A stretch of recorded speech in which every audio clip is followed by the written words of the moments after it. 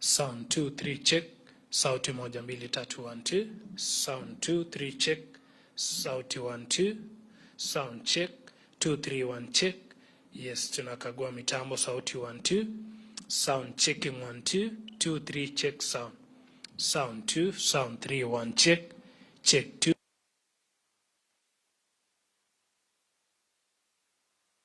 Sauti 1 2. Tunajaribu sauti 1 2. Sound checking 1 2. 3 check sound. Sound 2, sound 3 check 1 2. Kaguzi wa mitambo. Sauti 1 2 3 1 2. Check sound. Sound 2, sound 3 1 check. Check 2 3 1. Sauti 1 2 3 1 2. Yes, 2 3 check sound 1.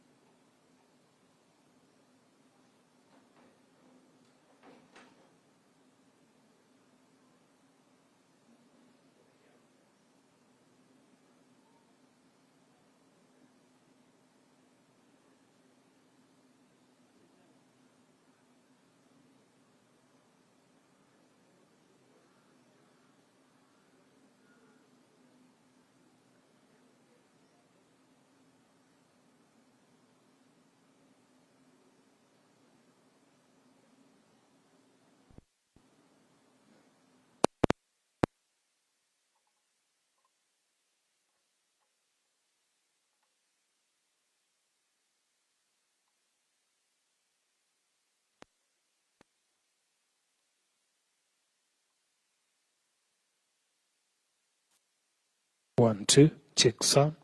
Sauti 1 2 3 1 2 check sound. Sauti 1 2 3 check. Check 2. Check 3 sound. Sound 1 check. Sauti 1 2 3 1 2 check sound. Sound 2.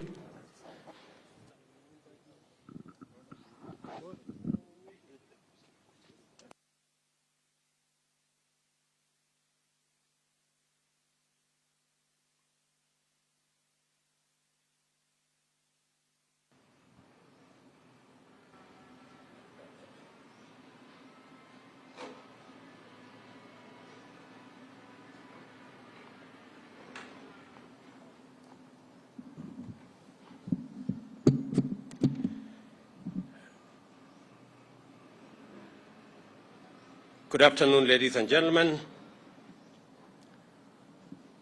Dear Kenyans, in the last 2 weeks, our country has experienced grave acts of lawlessness, widespread violence, looting, and invasion of private property by persons taking advantage of political demonstrations called by the opposition.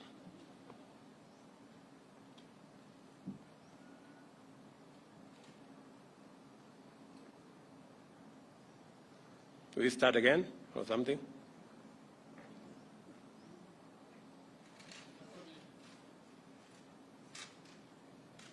Okay.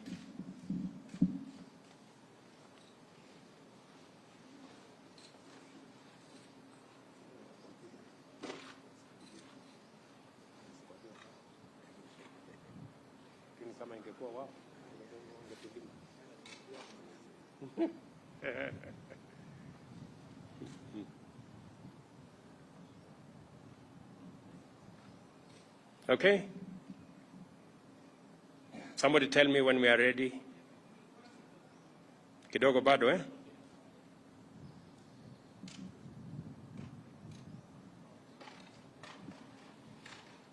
Mumenichelewesha sana. This statement I was supposed to make at 4:30.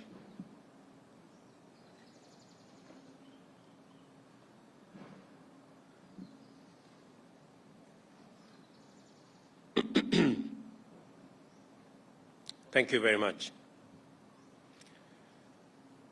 Dear Kenyans, in the last 2 weeks, our country has experienced grave acts of lawlessness, widespread violence, looting, and invasion of private property by persons taking advantage of political demonstrations called by the opposition. During this period, lives have been lost, people injured, property looted or destroyed. The economy has suffered and our image as a nation dented. Our security agencies have endeavored to do everything within the law to protect the lives and property of all citizens. Nevertheless, the violence, chaos, and disorder continues to distract our national focus of economic transformation. 3 Kenyans, among them a police officer, have lost their lives in the protest. More than 400 Kenyans, including at least 60 security officers, have been injured. A police vehicle was burnt to ashes somewhere in Kawangware, while another was hijacked and commandeered by unruly protesters somewhere in Migori. 2 houses of worship were burnt down in Kibra. Kiosks, supermarkets, and a mortuary were looted. Fellow Kenyans, our country's image and history in the League of Modern Nations has been at stake in the last 2 weeks. The country's economy has been hit hard at a time when my administration is doing everything possible to salvage the economy from the deep hole where we found it. My administration has instituted solid measures and policies to attract investors and through their investment create opportunities for millions of our young people to realize their potential, amongst many of the other issues that we are doing as government. We cannot, ladies and gentlemen, we cannot allow these efforts to be derailed by acts of violence, chaos, and anarchy. We all have an obligation to respect the Constitution of Kenya. This also includes the respect of institutions established and created by the Constitution. Our country's electoral system and process is anchored on the principles of our Constitution. The Independent Electoral and Boundaries Commission conducted a free, fair, and transparent general election on the 9th of August 2022, a poll that was observed by different organizations, both local and international. The Commission declared the results for all 6 elections conducted, and any contestants who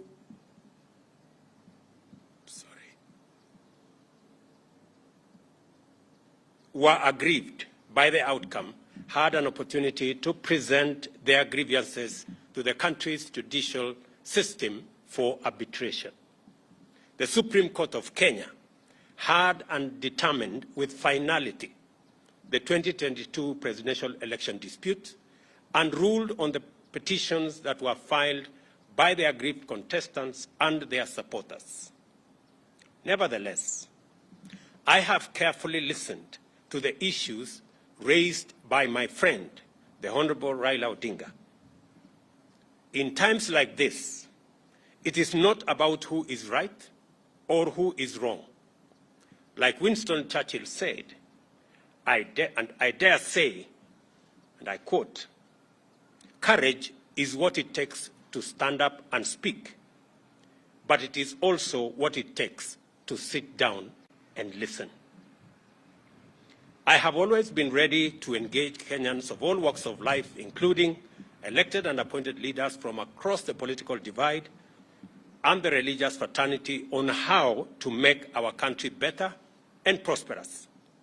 And in the last 6 months, I have talked to many religious leaders. I have talked to many elected leaders from across the political divide. My door still remains open for honest, objective, and sincere deliberations based on the rule of law and the Constitution. On the reconstitution of the future Electoral Commission, the selection panel that currently is in office is a creation of the law that was passed by the 2 chambers of Parliament in response to a court decision. the court clearly stated that one institution, and in this case, Parliament, cannot dominate the process of establishing an electoral commission at the expense of other institutions that have a role to play in the country's electoral process.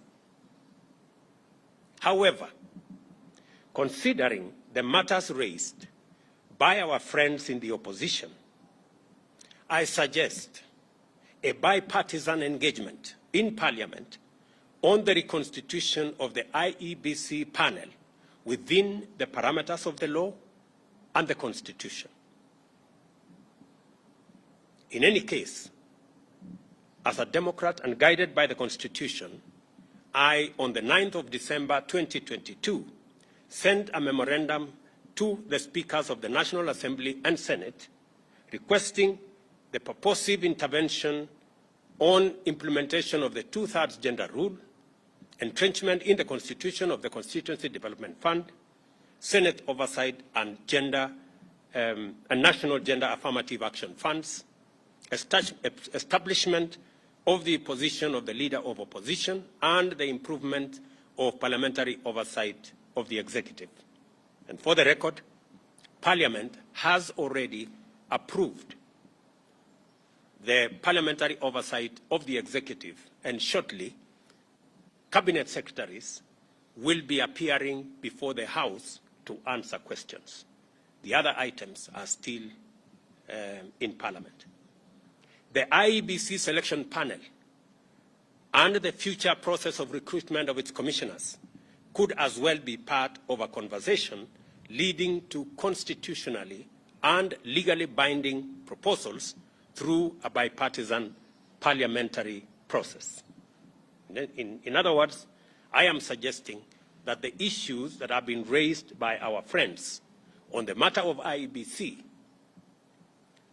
my suggestion is that this matter can be handled in Parliament by a bipartisan parliamentary process so that we can agree on what it is they have an issue with, and we can adjust as is agreed and as necessary.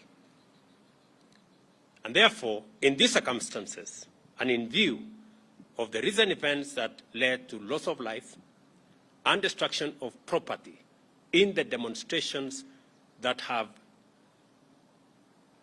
occasioned in our country for the last 2 weeks, I urge my brother Raila Odinga and the opposition to call off the demonstrations and to give this bipartisan approach a chance for us to take the country forward. Meanwhile, I call on all Kenyans to remain peaceful and law-abiding, and I assure them that the government of Kenya will continue with its sacred duty of protecting their lives and their property, including their businesses. Thank you very much.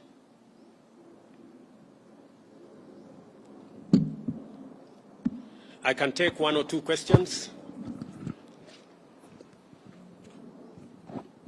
Jina langu ni Joel Chacha kutoka runinga ya K24. Baadhi ya matakwa ya Azimio vile ni kuhusiana na gharama ya juu ya maisha. Je, Wakenya watarajie kupungua kwa bei ya bidhaa muhimu kufikia lini? Tuko na mpango kamili ambaye tunashughulikia gharama ya maisha. Kwa mara ya kwanza tumesajili wakulima milioni 5.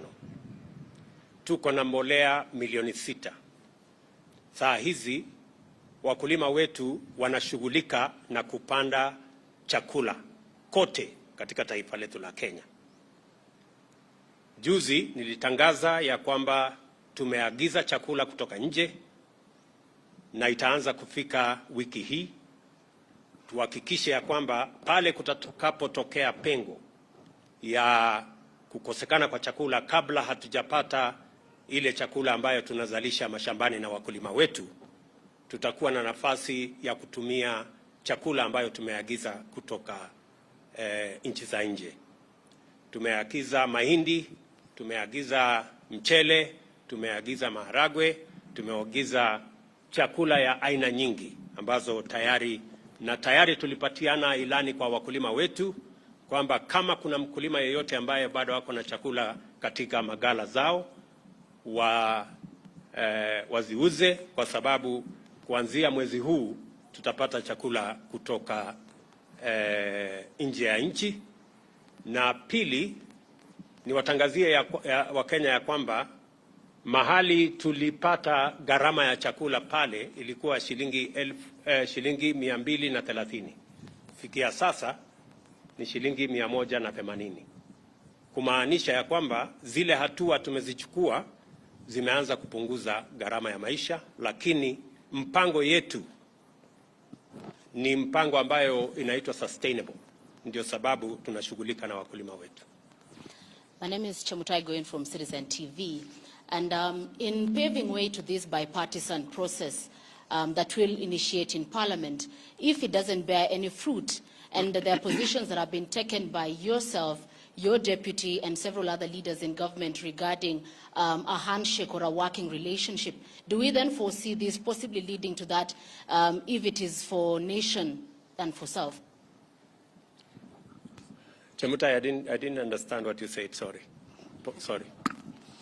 Yeah, somebody was talking to me here, so pole. Yeah, that's a former colleague.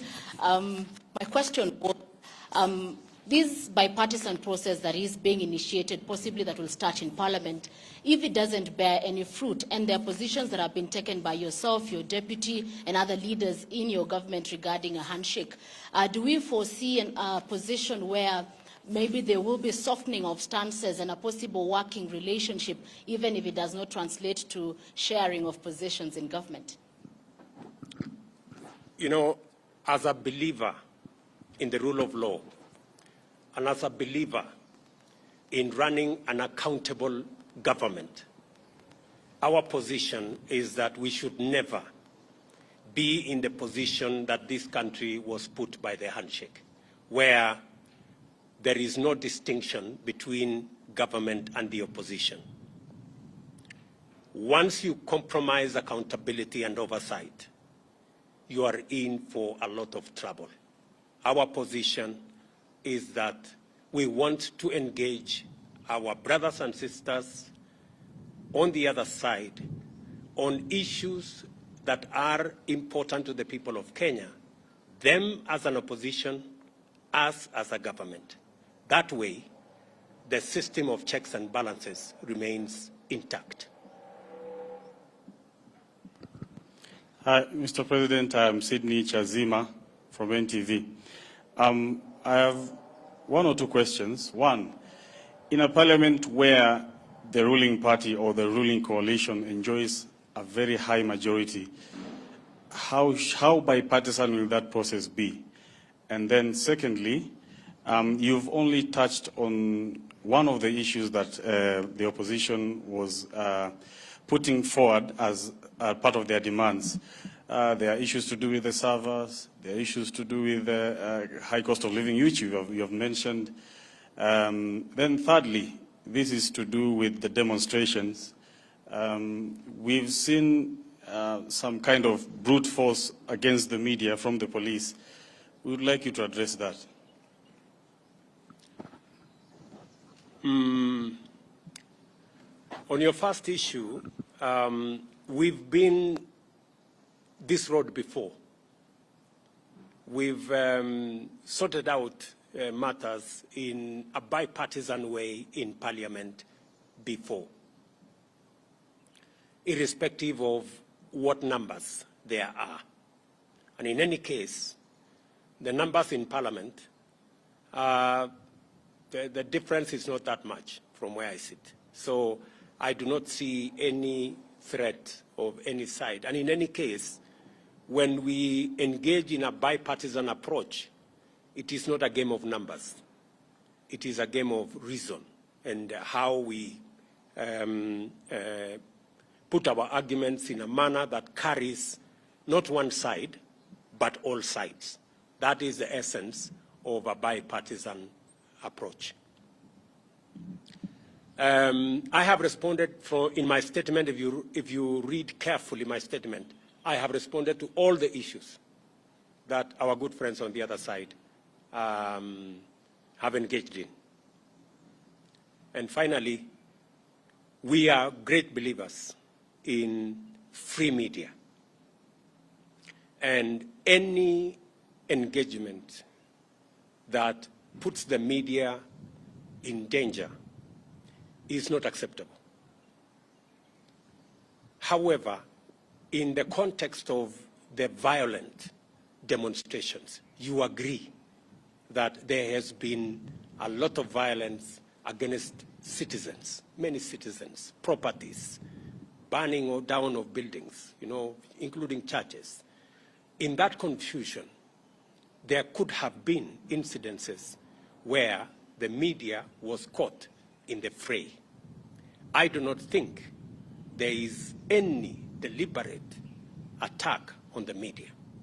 And if there was such deliberate attack on the media, I can tell you we would be opposed to it, and we would not support it, and we would actually deal with it, because we believe that the media should be left to carry out its duties, its broadcasts, irrespective of how unfair they may be. It doesn't really matter. But the media should be left alone, irrespective of how biased they may be. Okay, any other maneno? And just for the record, because I have seen some other people say, oh, maybe the media will be, I don't know what will be switched off. Take it from me. Kenya has come a long way. The era of switching off, I don't know, this or that, that's way behind us. I have said we will support the right of the media to carry out its function. You have our absolute support, irrespective of how biased you are against us. We will support you. Yeah? We will support you to do whatever it is that you're doing. But I am sure if we exchange positions, if you are standing where I'm standing, you guys would have switched off the media. But us, we will not. Sawa. Asante.